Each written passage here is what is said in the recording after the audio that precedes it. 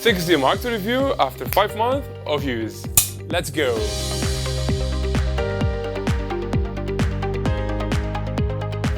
I've been using 6D Mark II for 5 months now, and this review is based on experiments and on actual projects that I did for clients. I will go shortly through image quality and dynamic range review in different situations, and will give as well 10 positive and negative thoughts. Well, I'm not going into specifications that I already did in a previous video, a week after getting the Mark I. It is a side-by-side comparison. Check it out.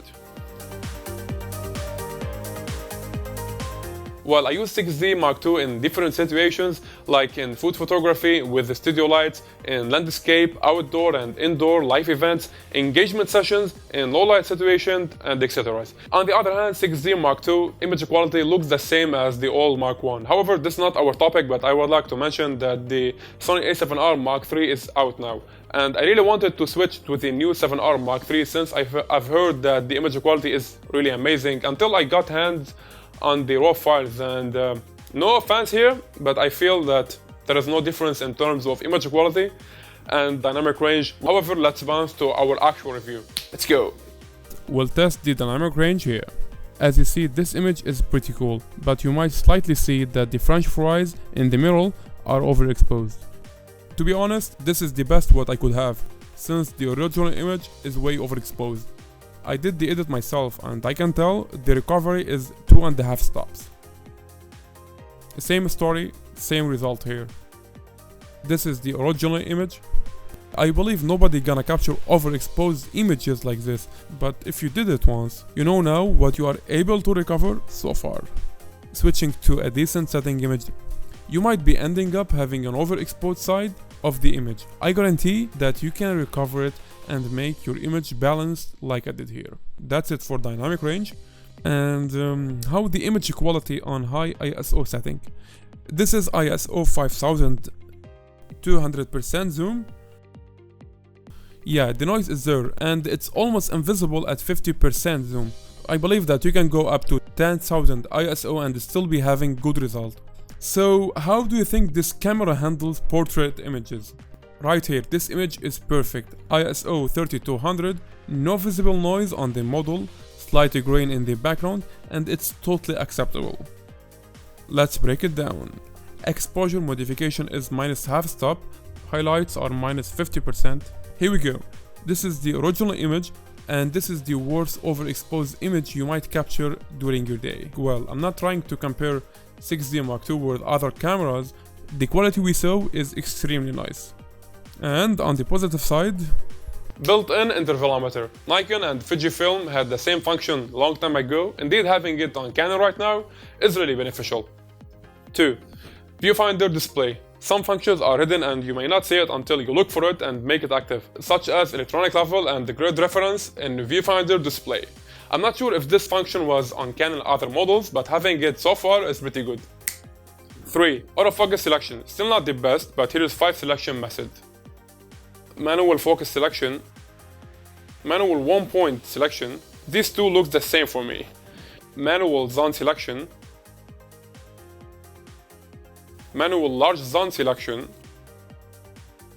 autofocus selection. Selfie mode is now available on autofocus operation. Let's keep focus on moving objects. Pretty nice. Self-timer, continuous self-timer, capturing up to 10 continuous images in 10-second interval self-timer. I wish if Canon added custom self-timer instead of continuous self-timer. Sometimes you need 20 seconds, 40 seconds, 1 minute self-timer. Who knows? 5. HDR video. I didn't suppose I would use this feature in the first place, but it's really killing. Check out the difference. On the other hand, users are bounded by auto settings that the camera forces you to work with while using HDR video mode. Have no control over shutter speed, aperture, and even ISO settings. On the negative side, starting with the autofocus system, autofocus point doesn't cover the full frame. Still way better and useful than the old Mark I. No doubt having full frame coverage is way better.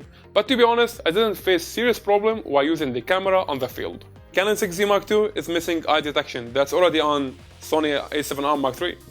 Third-party flash. This problem Canon already solved it, but I have to talk about it in case if you're still facing it. I'm third-party flash user. I'm using the Yongnuo YN600EX there is an error most of the time when half clicking on the shutter button. For a long time, I have no idea what this error is. Meanwhile, I was able to change the shutter speed, but it doesn't show the number on the screen until the error goes away, usually in 4 seconds. And the flash used to work perfectly after that. Tried to discover what this problem is, unfortunately didn't work out until Canon released new firmware last month. And it's all done.